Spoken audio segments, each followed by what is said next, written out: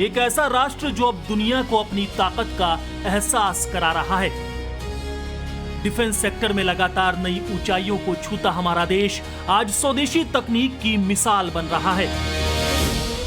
DRDO की कामयाब missile परीक्षणों से लेकर मेड इन इंडिया C295 विमान तक भारत अब मिसाइल डिफेंस, एडवांस ड्रोन्स और स्मार्ट डिफेंस सिस्टम में विश्व स्तर पर आगे बढ़ रहा है। अब हम वो देश है जो दुश्मन की मिसाइलों को आसमान में ही भेद सकते हैं, जो अपनी सरहदों की रक्षा के लिए स्वदेशी ड्रोन्स की बरसात कर सकता है और जो ब्रह्मोस, अग्नि और आकाश जैसी शक्तिशाली मिसाइलों को और भी घातक बना रहा है। आत्मनिर्भर भारत सिर्फ एक नारा नहीं, ये हमारी नई सैन्य शक्ति का आधार बन चुका है। आज हमारी सेना ज्यादा तैयार, ज्यादा आधुनिक और ज्यादा आत्मविश्वासी है। भारत कैसे डिफेंस की दुनिया में तेजी से बदलाव ला रहा है, कैसे हमारे वैज्ञानिक और इंजीनियर युवा पीढ़ी देश की सुरक्षा को नई उड़ान दे रही है और कैसे हमारा तिरंगा अब दुनिया के हर कोने में सम्मान से लहरा रहा है, इसका एक ताजा उदाहरण भारत का अग्निवेग कामिकाज़ी ड्रोन है। भारतीय सेना की मारक क्षमता को बढ़ाने की दिशा में बड़ा कदम उठाते हुए स्वदेशी रक्षा कंपनी SMPP ने सेना को 106 टर्बोजेट इंजन से चलने वाले कामिकाज़ी ड्रोन सौंप दिए हैं। इन्हें पीस कीपर या अग्निवेग का नाम दिया गया है। यह ड्रोन 180 किलोमीटर की रेंज तक हमला कर सकते हैं, साथ ही 450 किलोमीटर प्रति घंटा की रफ्तार पकड़ सकते हैं। यानी इसकी रफ्तार दुनिया में सबसे तेज उड़ने वाले पेरेग्रिन फाल्कन पक्षी की रफ्तार 320 किलोमीटर प्रति घंटा से भी ज्यादा है। इतना ही नहीं, इस पर ना कोई जैमिंग का असर होगा, ना कोई स्पूफिंग के जरिए इन्हें टारगेट से भटका सकेगा। कंपनी ने कहा है कि उसने 100 ऑपरेशनल और 6 ट्रेनिंग ड्रोन सेना को सौंप दिए हैं। आधुनिक युद्ध का स्वरूप तेजी से बदल रहा है और भारत भी इस बदलाव के साथ कदम से कदम मिलाकर आगे बढ़ रहा है। ड्रोन तकनीक आज युद्ध क्षेत्र की सबसे बड़ी ताकत बनकर उभरी है और भारत इस क्षेत्र में आत्मनिर्भरता की दिशा में लगातार निवेश कर रहा है। नागास्त्र सीरीज से लेकर पीस मेकर और अग्निवेग जैसे कामिकाज़े ड्रोन तक भारत स्वदेशी तकनीक के दम पर ऐसी क्षमताएं विकसित कर रहा है जो दुश्मन के ठिकानों पर सटीक और प्रभावी हमला करने में सक्षम है। सिर्फ ड्रोन बनाने की बात तक सीमित नहीं है भारतीय सेना। भारतीय सेना आधुनिक युद्ध की जरूरतों को ध्यान में रखते हुए भैरव जैसे विशेष ड्रोन बटालियनों का गठन कर रही है, जबकि अश्नि जैसे ड्रोन प्लाटून को इन्फेंट्री यूनिट्स के साथ जोड़ा जा रहा है। इसका उद्देश्य सैनिकों को रियल टाइम निगरानी, खुफिया जानकारी और सटीक तरीके से स्ट्राइक करने की क्षमता उपलब्ध कराना है। अग्निवेग ड्रोन की यह डिलीवरी भारत की स्वदेशी रक्षा निर्माण क्षमता और अनमैन्ड वॉरफेयर में उपलब्धि मानी जा रही है। इन्हें बेलारूसी फर्म KB इंडेला की मदद से तैयार किया गया है। कंपनी का दावा है कि यह ड्रोन पूरी तरह ऑटोनोमस प्रिसीजन स्ट्राइक मिशन अंजाम दे सकता है, यानी लक्ष्य निर्धारित होने के बाद यह बिना किसी इंसानी दखल के मिशन को पूरा कर देगा।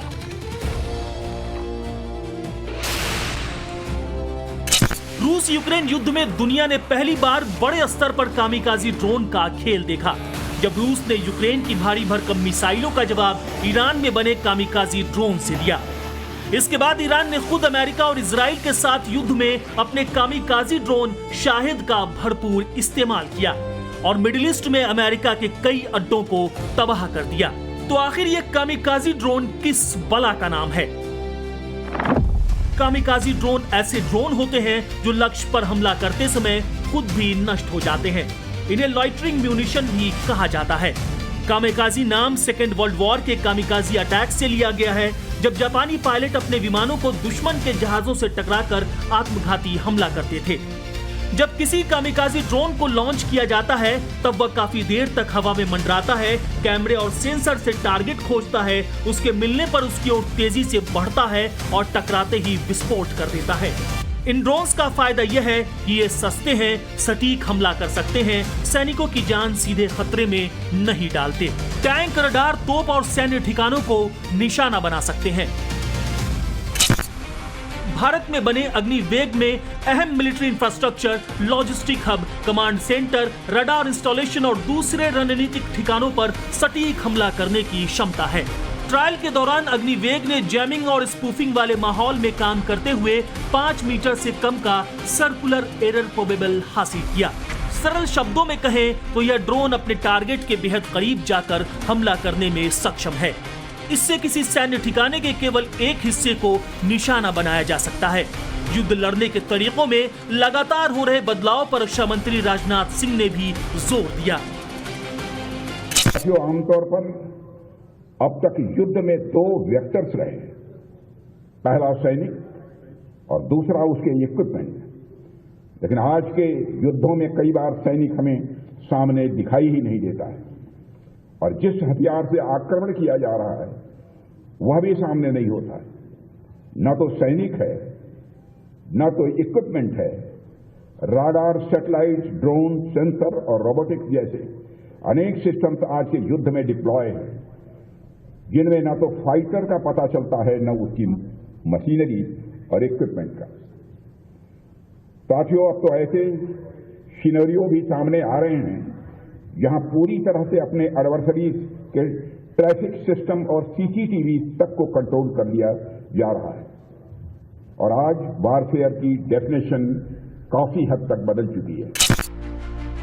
दूसरी तरफ भारत का आसमान अब अजय है।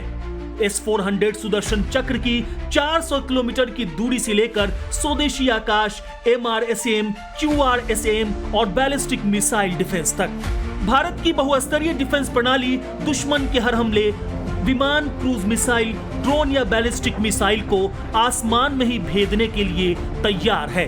DRDO की स्वदेशी तकनीक से लैस यह ढाल आत्मनिर्भर भारत की नई ताकत है।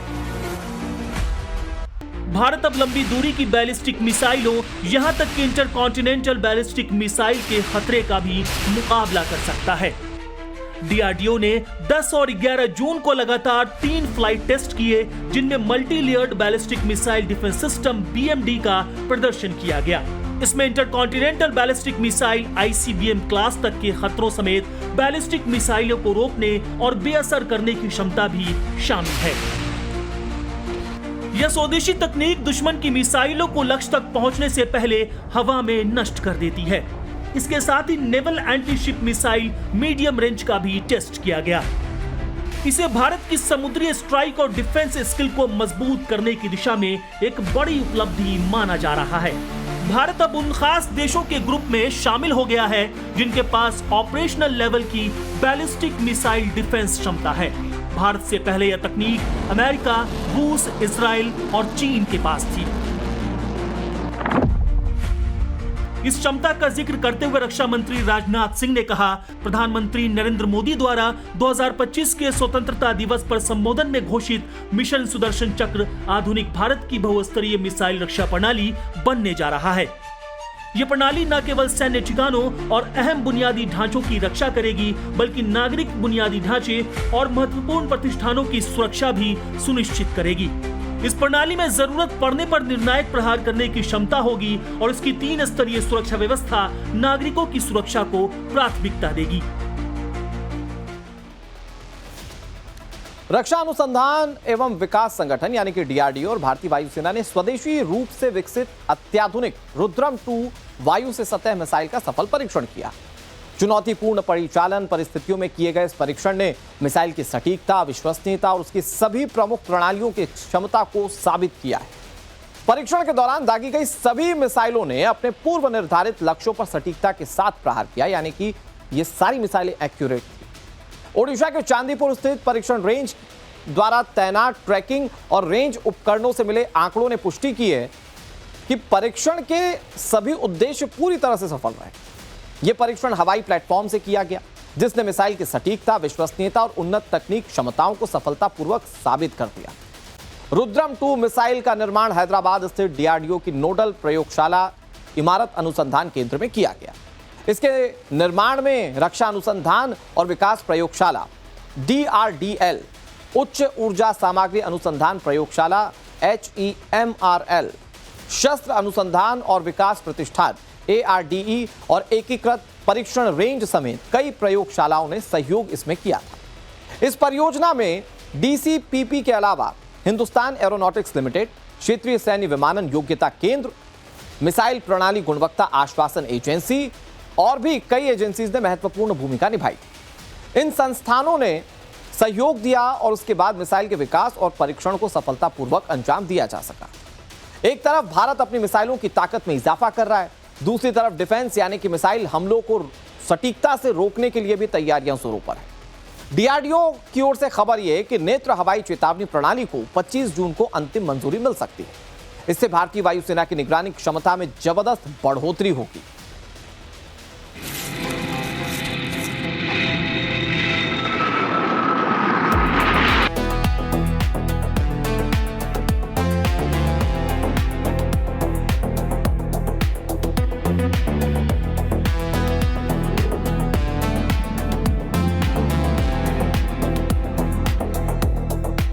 दो दिन पहले ही भारतीय वायुसेना ने स्वदेशी C295 मिलिट्री ट्रांसपोर्ट एयरक्राफ्ट की पहली सफल टेस्टिंग की।